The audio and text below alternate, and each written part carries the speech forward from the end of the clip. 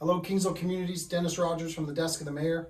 Just wanted to check in with a video today, a little bit of different video, as we're going to be going over some stats and some data for a couple hot topics that we've been talking about and hearing in the community. So the first one is we're going to kind of go over some growth projections. I want to show you the data from our 2021 census.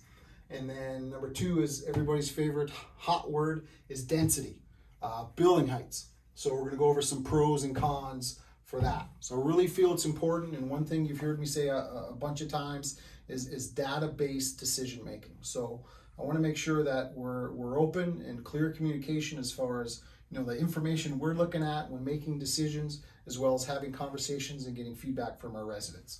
So we're going to talk a little bit about those couple items today. So if you look over here from our 2021 census, we've been hearing how much growth our town has had, and new homes and condos and everything being built to accommodate this influx of people within our town. But if you actually look at the data in terms of all the municipalities within Essex County, we actually have the second lowest growth from 2016 to 2021 at 2.6%, only higher than Tecumseh at 0.3. But if you look at everybody else, more than double the growth within their municipalities.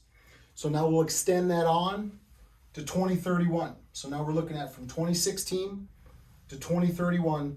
Again, all the municipalities, again, we're the second lowest next to Essex with a 22% growth again from 2016 to 2031.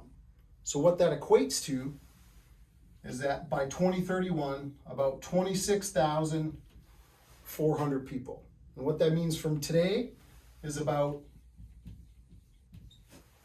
4,000 people. So again, no doubt our town is growing. No doubt there's people moving to our town, retiring to our town. But in comparison to the rest of the municipalities, we're actually one of the lowest per the data. So now we're going to talk how that's going to equate to density. So we're going to get rid of this stuff. We're going to keep that, keep our Kingsville numbers up there. Kingsville is on top. And we're going to talk about density. And by density, I mean 3 floors versus 6 floors.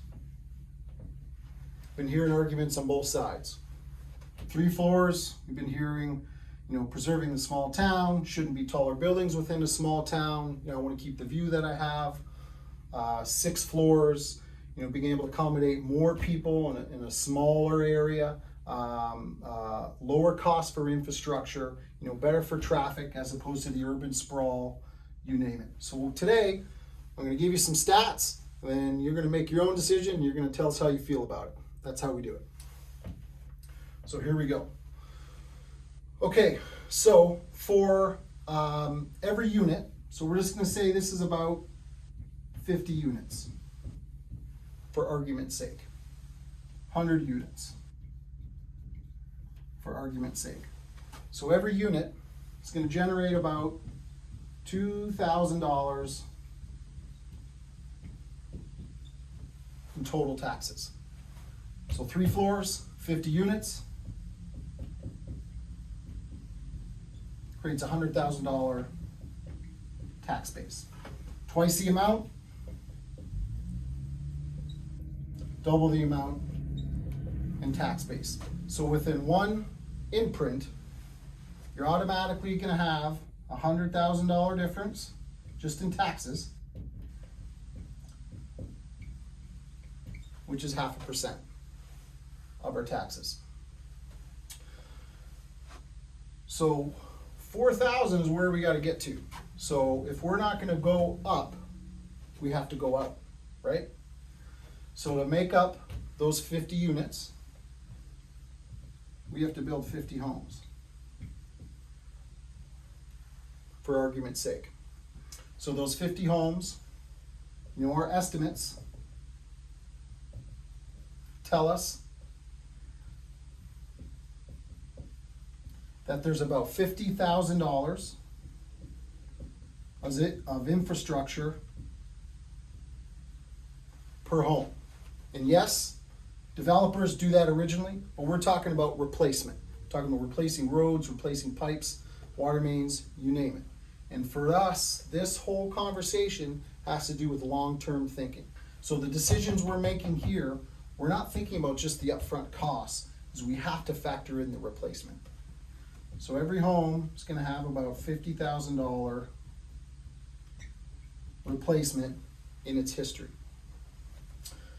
Do the quick math, puts us about 2.5 million.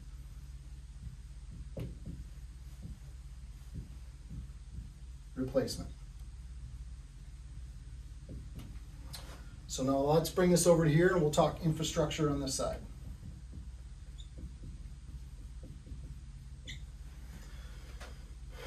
Again, our estimates per our department, the infrastructure within this to a home, unit to unit, you're going to be about 10% of that.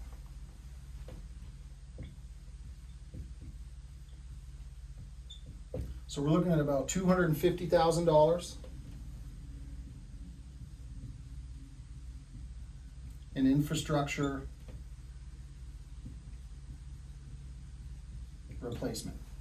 I know this is long term, I know it's not originally, but these are things that we have to factor in when we're looking at decades down the road.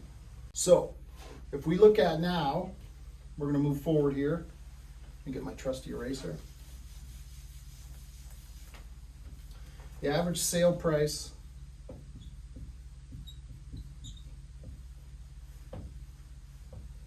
of a home in Kingsville right now, or last year, sorry, was $565,879. So that was Kingsville. For some reason, we don't want these people to come and we don't want to grow and we're putting up walls around our municipalities. Just hear me out and say we don't want that to happen and we want to keep it where we're at today. This number is going to go up. It has to, because it's a supply and demand. If we're not growing and we're not increasing the inventory, home prices will only go up. And the unfortunate part is as home prices go up and as our tax base stays the same, what do you think is going to happen to our taxes? They have to go up, right? Because if we're not growing the tax base and people aren't coming, building homes, building new homes, creating more taxes, we're going to have to ask for more money. That's because the services and our infrastructure, those costs, they're going to go up. They have to go up. We've seen everything going up these days. You know, we're not immune as a municipality to increasing services and infrastructure. And for that's where we rely on our tax base. So one last point that I kind of want to show you where I'm going for this. If we can recap, I apologize if you're asleep at this point, but I'm kind of a numbers nerd, so I kind of like it. Currently, every year, we have a $10 million infrastructure replacement. Every year in our municipalities and our communities, that's how much it costs us to upkeep our roads, our sewers, our bridges, culverts, you name it. Currently, we only have $6 million funding $6 million for this. So that means we have to come up with an extra $4 million and get a plan for it. And you saw that within this year's budget where we started saving for an infrastructure replacement. We have to come up with an extra $4 million every year just to keep up with our replacement. So you want to talk about long-term planning, and you want to talk about increasing a tax base, and you want to talk about infrastructure dollars for tall buildings versus a 6th floor versus a 3 floor. You know, these are all the things that we're factoring in to the long-term plan for this town. Because this $4 million, I promise you, it's not in a reserve sitting here. We have to figure this part out. The only way to do that is good planning. We got a really strong financial team, but again, we're gonna have to make some hard decisions to make sure that this municipality is good at the basics. Roads, culverts, you name it. So again, that's a video. I hope that you learned something from it. Call me, email me if you have any questions, drogers@kingsville.ca. And don't forget, on Monday, April 17th, is our committee of the whole at the arena at 6 o'clock. We're talking about Main Street development. We're gonna be talking about building heights, growth, infrastructure, you name it. I hope to see you there. Have a great day.